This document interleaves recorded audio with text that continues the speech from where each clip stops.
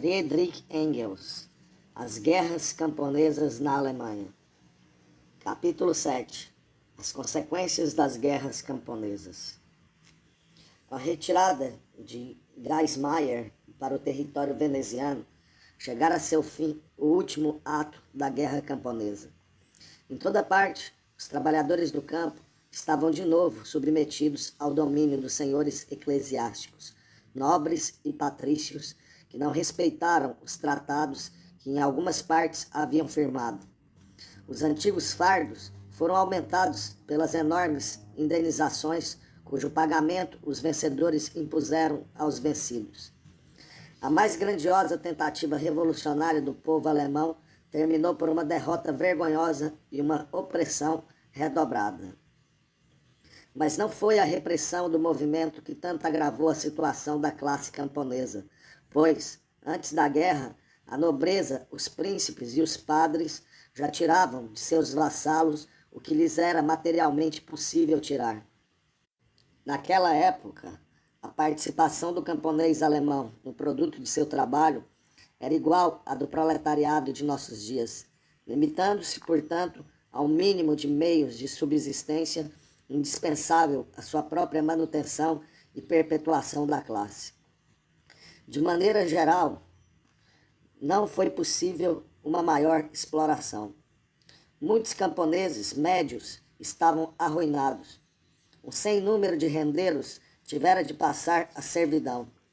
Grandes extensões de terra comunal foram confiscadas e, pela destruição de suas casas, pela devastação de seus campos e graças à desordem geral, grande número de camponeses fora arrojado às estradas entre os vagabundos e os plebeus das cidades. Porém, as guerras e as devastações eram fenômenos corriqueiros na sociedade daquela época e o nível de vida da maioria dos camponeses era tão baixo que sua situação não podia mais piorar muito por causa dos novos aumentos tributários.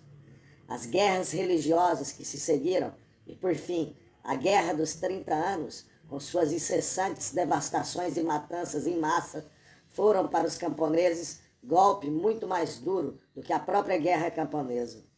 Sobretudo, a Guerra dos 30 Anos, que aniquilou a maior parte das forças produtivas da agricultura e destruiu numerosas cidades, foi a causa da miséria verdadeiramente espantosa, semelhante à dos camponeses irlandeses, em que durante muito tempo tiveram de viver camponeses, plebeus e burgueses alemães arruinados. Foi o clero quem mais sofreu as consequências da guerra camponesa. Seus conventos e palácios foram incendiados, seus tesouros roubados e vendidos ao estrangeiro ou fundidos e esgotadas suas provisões. Os clérigos quase não puderam opor resistência e o ódio popular os atingiu com todo o seu vigor. As demais classes, os príncipes, a nobreza e até a burguesia, alegravam-se intimamente com a má sorte dos odiados padres. A Guerra dos Camponeses popularizara a secularização dos bens eclesiásticos em benefício dos camponeses. Os príncipes de sangue e uma parte das cidades entraram a realizar esta secularização em proveito próprio. Nos estados protestantes, as propriedades do clero não tardaram em cair nas mãos dos príncipes e patrícios das cidades. Mas também a autoridade dos príncipes do clero estava fortemente abalada e os príncipes seculares souberam aproveitar-se do ódio popular nesse sentido. Vemos assim o abade de Fulda tornar-se simples vassalo de Filipe de Hessen. Deste modo, a cidade de Kempten obrigou o príncipe abade a vender por preço irrisório uma série de valiosos privilégios que possuía na cidade. Também a nobreza sofrera grandes danos. A maior parte de seus castelos estava em cinzas. Muitas das melhores famílias estavam arruinadas e tiveram de ganhar a vida a serviço dos príncipes. Sua impotência diante dos camponeses ficara patente. Fora derrotada em toda parte e forçada a capitular. Salvou-a apenas a intervenção dos exércitos dos príncipes. A nobreza perdeu a sua significação como classe imperial livre para cair mais e mais sob a dependência dos príncipes. Tampouco as cidades tiveram grande proveito da guerra camponesa. A dominação do patriciado ficou de novo assegurada. A oposição dos cidadãos fora abatida por muito tempo. Assim, a velha rotina dos patrícios foi sobrevivendo até a Revolução Francesa, paralisando totalmente o comércio e a indústria. Os príncipes responsabilizaram as cidades pelos êxitos momentâneos que em seu seio obtiveram o partido burguês ou plebeu durante a luta. Muitas cidades que desde algum tempo constituíam parte do território dos príncipes sofreram grandes prejuízos. Privaram-nas de seus privilégios, entregando-as de mãos atadas à arbitrariedade dos príncipes exploradores. Por exemplo, Frankhausen, Arnstadt, Schmalkalden, Würzburgo, etc. Muitas cidades livres, ainda que não fossem incorporadas ao principado, como Mulhausen, passaram a depender moralmente dos príncipes vizinhos. Assim, sucedeu com o grande número de cidades imperiais da Francônia. Nessas circunstâncias, os príncipes foram os únicos que puderam tirar algum proveito dos resultados da guerra camponesa. Vimos no começo de nossa exposição que o incompleto desenvolvimento industrial, comercial e agrícola da Alemanha tornava impossível toda e qualquer centralização e união dos alemães em nação, não permitindo mais do que uma centralização local ou provincial. Os príncipes eram os representantes dessa centralização dentro da divisão e formavam a única classe a se beneficiar com todas as mudanças das condições sociais e políticas da época.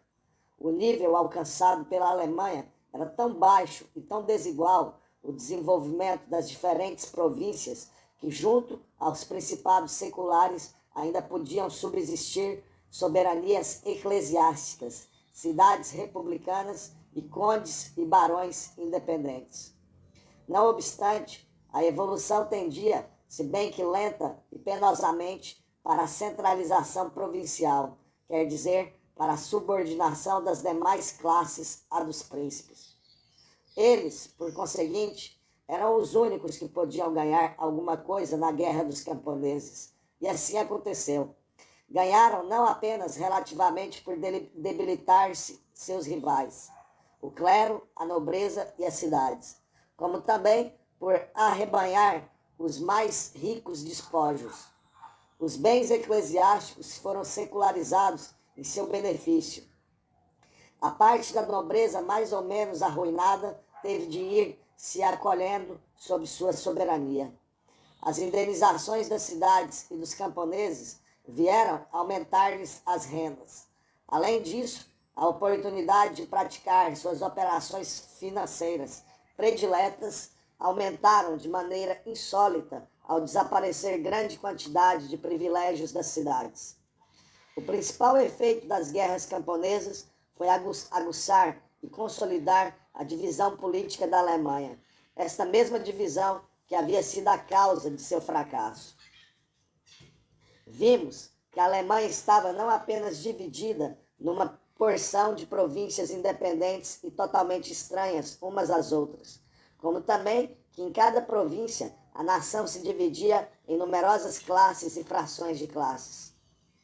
Além dos príncipes e padres, encontramos a nobreza e os camponeses no campo, e os burgueses e plebeus nas cidades, formando classes com interesses totalmente diferentes, quando não colidentes. Por cima de todos esses interesses tão complicados, estavam ainda os do imperador e os do papa.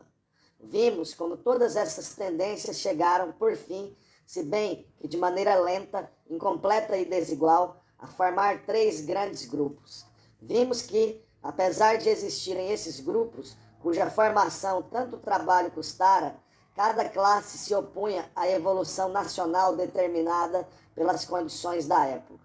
E como cada classe queria participar do movimento por sua própria conta, entrou em conflito não apenas com todas as classes conservadoras, como também com as demais classes da oposição, acabando por sucumbir. Assim aconteceu com a nobreza na sublevação de Sickingen, com os camponeses na Guerra Camponesa e com os burgueses em sua reforma moderada. Assim, os próprios camponeses não chegaram na maior parte das regiões alemãs a um acordo para uma ação comum com os plebeus, atrasando-se ambos no caminho. Mesmo assim, vimos quais foram as causas desta fragmentação da luta de classes, da consequente derrota total do movimento revolucionário e da derrota parcial do movimento burguês.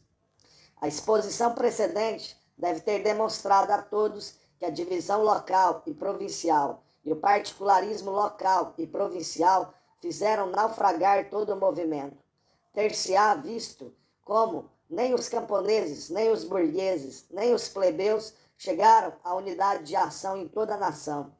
Como em cada província, os camponeses atuavam por sua própria conta, negando-se a ajudar seus vizinhos e como desta maneira foram aniquilados, isoladamente, em sucessivas batalhas e por exércitos que, em total, não somavam nem a 10ª parte dos insurretos. Os diferentes armistícios e tratados que alguns destacamentos isolados firmaram com seus adversários constituem outros tantos atos de traição à causa comum. O fato de os destacamentos não se agruparem com o fio de levar a cabo uma ação comum, senão quando forçados, sob a ameaça de sucumbir ante um inimigo também comum, constitui a prova mais contundente do particularismo das diversas províncias. Também nisso é evidente a analogia com o movimento de 1848-1850. Em 1848, também estavam em luta os interesses das diferentes classes da oposição e cada uma agia por conta própria. A burguesia se desenvolvera o suficiente para não mais tolerar o absolutismo burocrático feudal. Porém, ainda não tinha forças bastantes para subordinar aos seus os desejos de outras classes. O proletariado era ainda demasiado débil para poder tentar passar por cima do período burguês ou esperar uma pronta conquista do poder. Por outro lado, já pudera apreciar, sob o absolutismo, as delícias do regime burguês e já havia adquirido o desenvolvimento suficiente para não duvidar nem um momento de que a emancipação da burguesia não equivalia à sua própria emancipação. A grande massa da população, os pequenos burgueses, artesãos e camponeses, viam-se abandonados por seus aliados, pela burguesia, que já os considerava demasiadamente revolucionários, e também, em alguns casos, pelo proletariado, por não serem bastante avançados. Como estava dividida entre si, nada pôde realizar, colocando-se em oposição contínua aos aliados de direita e esquerda. Por fim, o particularismo dos camponeses de 1525 não poderia ser maior que o de todas as classes que tomaram parte do movimento de 1848. Demonstram-no com diáfana clareza as 100 diferentes revoluções locais seguidas de outras 100 contra-revoluções feitas com a mesma facilidade e a manutenção final da divisão em estados fragmentários. Aqueles que conhecem os resultados das revoluções alemãs de 1525 e de 1848 e ainda são capazes de divagar sobre a República Federal não merecem outra coisa senão ir para o manicômio. Porém, apesar de tantas analogias, as duas revoluções, a do século XVI e a de 1848-1850, se diferenciam profundamente. A Revolução de 1848, se bem que não demonstre nada em favor dos progressos realizados na Alemanha, pelo menos põe de manifesto o progresso da Europa. Quem se beneficiou com a Revolução de 1525? Os príncipes. Quem se beneficiou com a Revolução de 1848? Os grandes príncipes, isto é, a Áustria e a Prússia. Por trás dos pequenos príncipes de 1525, tolhendo-os, ocultava-se os burgueses mesquinhos da época, que concediam e pagavam os impostos, enquanto os grandes príncipes de 1850, isto é, a Áustria e a Prússia, representavam os grandes burgueses modernos que os têm sob seu guante, por meio da dívida do Estado. Mas por trás dos grandes burgueses estão os proletários. A Revolução de 1525 foi um caso particular da Alemanha. Os ingleses, franceses, tchecos e húngaros já haviam feito sua guerra camponesa, quando os alemães começaram a fazer a sua. Se a Alemanha estava dividida, a Europa o estava muito mais. A Revolução de 1848 não foi um caso particular da Alemanha, e sim parte de um grande movimento europeu. As causas que a motivaram e que não deixaram de influir nela durante todo o seu curso não se produzem no cenário estreito de um só país, nem mesmo de um só continente. Ao contrário, os países que foram teatro dessa revolução foram os que menos participaram de sua gênese. Foram apenas matéria-prima mais ou menos amorfa e inconsciente, transformada por um processo de que agora participa o mundo inteiro e por um movimento que, nas condições atuais da sociedade, só pode nos parecer como uma força estranha, se bem que, afinal de contas, não seja senão o nosso próprio movimento. A Revolução de 1848 a 1850 não pode, portanto, terminar como a de 1525.